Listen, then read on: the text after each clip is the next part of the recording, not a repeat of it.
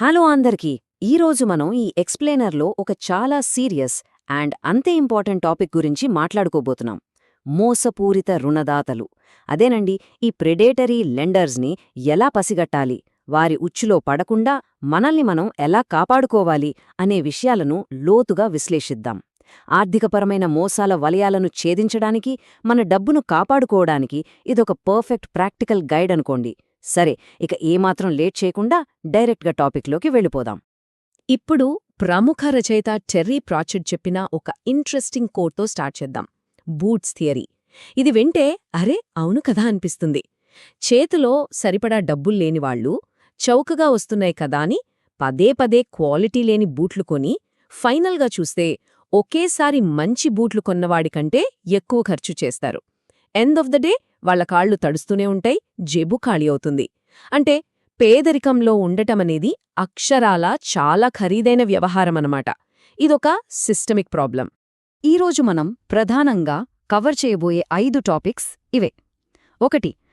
పేదరికపు ఖర్చు. 2. ఈ మోసపూరిత రుణదాతలను స్పాట్ చేయడం. 3. వడ్డీల వెనుక ఉన్న అసలు ఖర్చును బయటపెట్టడం. 4. అప్పుల వెనుక ఉండే సైకాలజీ. అండ్ ఫైనలీ, ఈ అప్పుల ఊబినించి ఎలా బయటపడాలి. ఇది మన రోడ్ మ్యాప్. సో, మొదటి section, the cost of being poor. అసలు జనాలు అప్పుల వైపు ఎందుకు వెళ్లాల్సొస్తుందో ఆ గ్రౌండ్ రియాలిటీస్ ఏంటో చూద్దాం.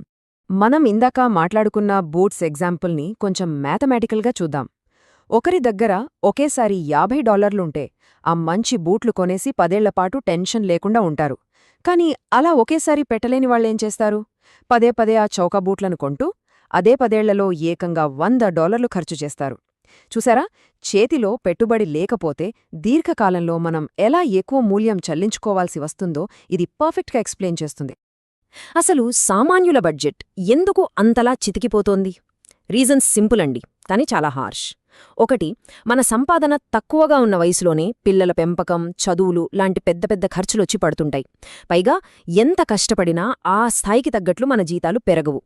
దీనికి తోడు అకస్మాత్తుగా పెరిగే ద్రవ్యోల్బణం, అంటే ఈ ఇన్ఫ్లేషన్ షాక్స్ ఒకటి. అన్నిటికంటే షాకింగ్ ఫ్యాక్ట్ ఏంటంటే దాదాపు 61% మంది ప్రజలు just paycheck to paycheck బతుకుతున్నారు. అంటే ఒక నెల జీతం ఆగిపోతే మొత్తం సైకిల్ ఆగిపోతుంది. ఎమర్జెన్సీ ఫండ్స్ లేకపోవడం వల్లే చిన్న ఆర్థిక షాక్ తగిలినా చాలామంది వెలవెలలాడిపోతున్నారు. కరెక్ట్గా ఇలాంటి ఇబ్బందుల్లో ఉన్నప్పుడే మన అవసరాన్ని క్యాష్ చేసుకోవడానికి మోసగాళ్లు ఎంట్రీ ఇస్తారు. అదే మన సెకండ్ సెక్షన్, ఈ ప్రిడేటరీ లెండర్స్ని ఎలా గుర్తించాలి. ఈ మోసగాళ్లను పసిగట్టడానికి కొన్ని రెడ్ ఫ్లాగ్స్ ఉన్నాయి. జాగ్రత్తగా వినండి. అమెరికా మార్కెట్ల దగ్గర్నుంచి కెన్యాలోని డిజిటల్ లోన్ యాప్స్ దాకా ఈ దోపిడీదారుల స్టైలంతా ఒకటే. ముందుగా ఎక్కడా కనిపించని జంక్ ఫీజులు వేస్తారు. వాళ్ల టర్మ్స్ అండ్ కండిషన్స్లో అస్సలు పారదర్శకత ఉండదు, అంతా కన్ఫ్యూజన్. ఇకపోతే అసలు వార్షిక వడ్డీ రేట్లను ఎప్పుడూ దాచిపెడతారు. అన్నిటికంటే దారుణమేంటంటే డబ్బులు వసూలు చేయడానికి పబ్లిక్గా షేమ్ చేయడం, ఇతరుల ముందు అవమానించడం, బెదిరించడం లాంటివి చేస్తుంటారు. ఇవి ఖచ్చితంగా మనం అలర్ట్ అవ్వాల్సిన విషయాలు. ఇక్కడ ఈ నంబర్ చూడండి, $3,200. ఇది చిన్న అమౌంట్ కాదు.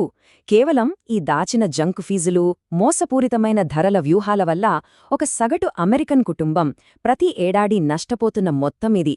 దీని బట్టే అర్థం చేసుకోవచ్చు ఈ హిడెన్ ఫీజులు ఎంత సైలెంట్గా మన జేబులకు చిల్లులు పెడుతున్నాయో. కెన్యాలో జరిగిన ఒక రీసెర్చ్ డేటా చూస్తే మైండ్ బ్లాక్ అవుతుంది. ఈ ప్రిడేటరీ లెండర్స్ ఉచ్చులో పడిన వాళ్ల డెత్ టు ఇన్కమ్ రేషియో, అంటే అప్పుకి ఆదాయానికి మధ్య ఉన్న నిష్పత్తి, ఏకంగా 63.1% చేరుకుంది. అదే ఫార్మల్ బ్యాంకుల దగ్గర లోన్ తీసుకున్న వారిది కేవలం 28.9% మాత్రమే. అంటే ఈ మోసపూరిత లోన్స్ మన అప్పుల భారాన్ని అక్షరాల డబుల్ కంటే ఎక్కువ చేస్తాయన్నమాట. నమ్మశక్యం లేదు కదూ? మరే ఇలాంటి మోసాలని మనమెలా పసిగట్టాలి? ఆ వడ్డీల అసలు లెక్కలేంటో ఇప్పుడు చూద్దాం. మన థర్డ్ సెక్షన్, వడ్డీల వెనుక ఉన్న నిజమైన ఖర్చును బయటపెట్టడం. రీటైల్ మార్కెట్లో మనం రోజూ చూసే ఒక సింపుల్ ఎగ్జాంపుల్ తీసుకుందాం. ఒక $25 విలువైన పిల్లల బూట్లను ఒక 7 నెలల ఫైనాన్సింగ్ ప్లాన్లో కొన్నామనుకోండి. బేస్ ప్రైస్ $25 కదా అని మనం టెంప్ట్ అవుతాం. కాని అక్కడ ప్రాసెసింగ్ ఫీజులు, దాచిన వడ్డీలు అన్నీ కలిపి దాని అసలు ధర $37 అవుతుంది. లెక్క చూసుకుంటే కేవలం 7 నెలల్లో ఏకంగా 50% అదనపు భారం మనమీద పడుతోంది. వడ్డీ లెక్కల్లో ఉండే మ్యాజిక్ అదేనండి, మోసం ఇదే. ఇక్కడే మనం వార్షిక వడ్డీ రేటు లేదా యాన్యువలైజ్డ్ ఇంట్రెస్ట్ రేట్ అంటే ఏంటో ఖచ్చితంగా తెలుసుకోవాలి. రోజుకు 10 రూపాయలే కదా, 50 రూపాయలే కదా అని చిన్నగా అనిపించే ఈ ఫీజులను ఒక సంవత్సరానికి క్యాలిక్యులేట్ చేస్తే కొన్ని డిజిటల్ యాప్స్లో ఇది ఏకంగా 400% వెళ్తుంది. ఇంకా దారుణమేంటంటే ఎక్స్ట్రీమ్ పేడే లోన్స్లో ఇది ఏకంగా 7000% చేరుకుంటుంది. లిటరల్గా ఇది పగటిపూట దోపిడీనే అనాలి. ఇదంతా కేవలం నంబర్స్ లెక్కల వరకే ఆగిపోదు. దీని వెనుక ఒక భయంకరమైన ఎమోషనల్ యాంగిల్ ఉంది. అందుకే నెక్స్ట్ మనం చూడబోయేది అప్పుల వెనుక ఉన్న సైకాలజీ. ఇక్కడ కనిపిస్తున్న ఈ వర్డ్ క్లౌడ్ డేటాను ఒక్కసారి గమనించండి. అప్పుల ఊబిలో చిక్కుకున్నవారు ఎలాంటి నరకం అనుభవిస్తారో ఇది క్లియర్గా చూపిస్తోంది. తీవ్రమైన మానసిక ఆందోళన, ఒత్తిడి, నిస్సహాయత, సమాజం నుంచి దూరమైపోవడం ఇవన్నీ వాళ్ల మాటల్లోనే బయటపడ్డాయి. ఈ అప్పుల ఉచ్చు అనేది కేవలం మన బ్యాంక్ బ్యాలెన్స్కే కాదు, మన మెంటల్ హెల్త్కి కూడా చాలా పెద్ద డేంజర్. ఇక్కడ మనం మాట్లాడుకోవాల్సిన ఒక ఇంపార్టెంట్ టర్మ్ ఉంది. అదే ఫైనాన్షియల్ షేమ్, అంటే ఆర్థికపరమైన అవమానం. అప్పుల వల్ల వచ్చే ఈ షేమ్ ఫీలింగ్ మన మెదడు ఆలోచించే కెపాసిటీని కంప్లీట్గా డ్యామేజ్ చేస్తుంది.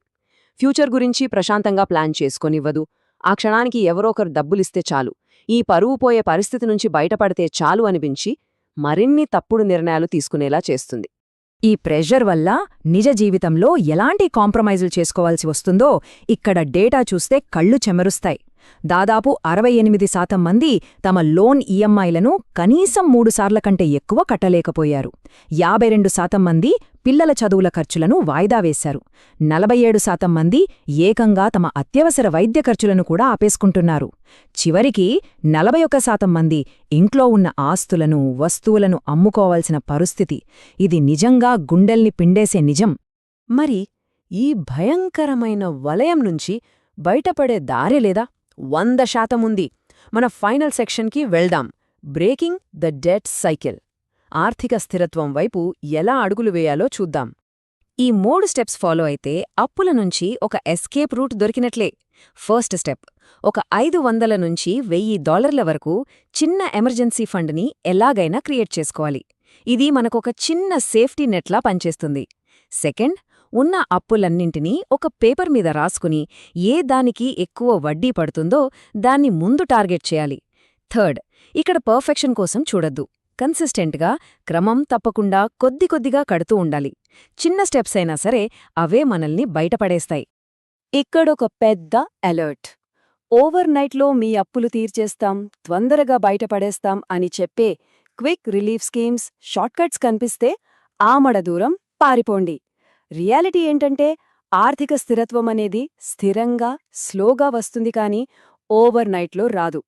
ఈ షార్ట్కట్స్ నమ్మితే ఉన్న గోతులోంచి తీసి ఇంకో పెద్ద గోతులో పడేసినట్లే. సో ఇది మన పర్సనల్ కన్జ్యూమర్ టూల్ కిట్. దీన్ని ఎప్పుడూ గుర్తుపెట్టుకోండి. ఎక్కడైనా సరే ముందుగా టోటల్ ప్రైజ్ ఎంతవుతుంది అని నిలదీసి అడగండి. ముందొక రేటు చెప్పి తర్వాత ఫీజుల పేరుతో ఎక్కువ వసూలు చేసే బేట్ అండ్ స్విచ్ ట్రిక్స్ కనిపిస్తే అక్కడ్నుంచి సైలెంట్గా వాకౌట్ చేసేయండి. అలాగే మన డేటాని బట్టి రేట్లు మార్చే అల్గారిథమ్స్తో చాలా జాగ్రత్తగా ఉండాలి. అండ్ మోస్ట్ ఇంపార్టెంట్లీ, ఎప్పుడూ ఒక రియలిస్టిక్ ఆప్టిమిజం, అంటే వాస్తవానికి దగ్గరగా ఉండే పాజిటివ్ థింకింగ్తో నిర్ణయాలు తీసుకోవాలి. ఇక ముగించే ముందు ఒక్కసారి ఆలోచించండి. ఈ దోపిడీ రుణదాతలు మన దగ్గర నిజాలు దాచిపెట్టి మనకు వచ్చే సిగ్గును, భయాన్ని వాళ్ల ఆయుధాలుగా మార్చుకొని బతుకుతున్నారు కదా. మరి అదే మనం భయపడకుండా ప్రతి లావాదేవీలో పారదర్శకత కావాలని డిమాండ్ చేస్తే ఏమవుతుంది? పవర్ బ్యాలెన్స్ మళ్లీ మన చేతుల్లోకి రాదా? 100% వస్తుంది. కాబట్టి భయపడటం మానేద్దాం, సరైన ప్రశ్నలు అడగటం మొదలుపెడదాం. ఈ విశ్లేషణ మన అందరికీ ఒక ఫైనాన్షియల్ షీల్డ్లా ఉపయోగపడుతుందని ఆశిస్తున్నాను. That's it for now. మళ్ళీ కలుద్దాం. ధన్యవాదాలు.